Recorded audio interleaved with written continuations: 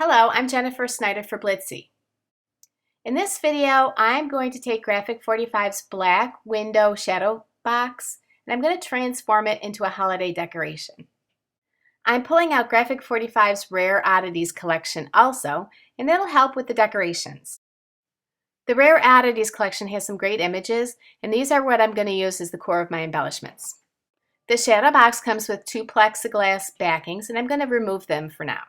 I've selected these papers from the Rare Oddities collection, and I'm also going to select an ephemera card to be used as the backing of my window box as well. I like the idea of using the card, but it doesn't fit into the window that well, so I'm going to back it with a piece of orange patterned paper.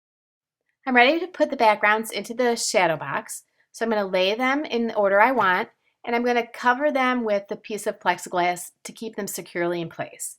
And there it is. I like the order. I'm happy. The card that I chose has a beautiful intricate frame around it, but the card is a 6x4 size, and my shadow box is a 4x4 square. So I'm cutting the card down so that it fits inside my shadow box. I'm taking the exact same card and I'm cutting out the medicine bottle images from the card. I'm going to add some foam tape to the back of the image and make them pop and give them dimension. I'm simply adding some foam tape here and there to the bottle image, and this will help create the dimension I'm looking for.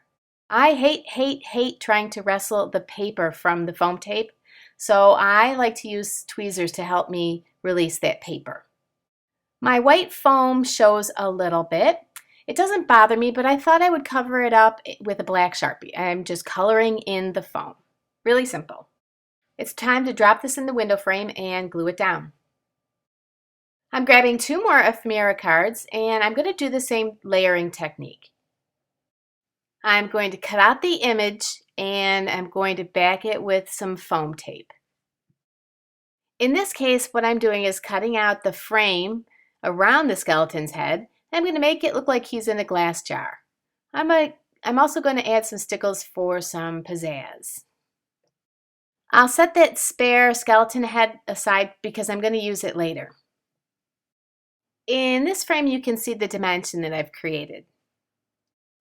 Now, before I put the skeletons in a shadow box, I have to create a pretty little doily for them to rest on. I'm grabbing some distress inks and I'm going to blend them right onto my paper doily. I'm using Seedless Preserves, Vintage Photo, and Dusty Concord. Once I'm done, I'm going to glue the paper doily right into the shadow box. I'll top it with the skulls, and I'm even using that spare skull, tucking it right into the shadow box cluster. I'm going to move on and decorate another window. To start with, I have these glass jars, and I'm going to fill them with micro beads and some embossing powders and make them look like potions. I like using bead trays when I do something like this because it makes cleanup a whole lot easier. Next, I'm taking a small piece of burlap and I'm going to glue it to the bottom of the window. Now it's time to glue the glass jars on. I prefer a strong glue. I'm using Beacon's 3-in-1 because I know that it works well with glass and the burlap and wood. I want to add some flowers to my window box, but I don't have that many that match the papers that I'm using, so I think I'm going to roll my own. I'm going to create my own flowers. I'm going to cut out some circles, and then I'm going to take my scissors and cut a spiral into each circle. I'm grabbing the quilling tool, and I'm going to wind the quilling tool around the spiral.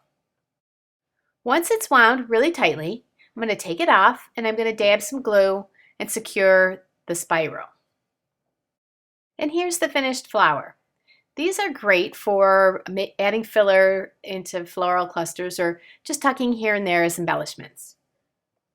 So once real quick, I'm going to cut a circle. You're going to take your quilling tool and wrap the quilling tool very tightly around the spiral, pull it off, and glue the bottom.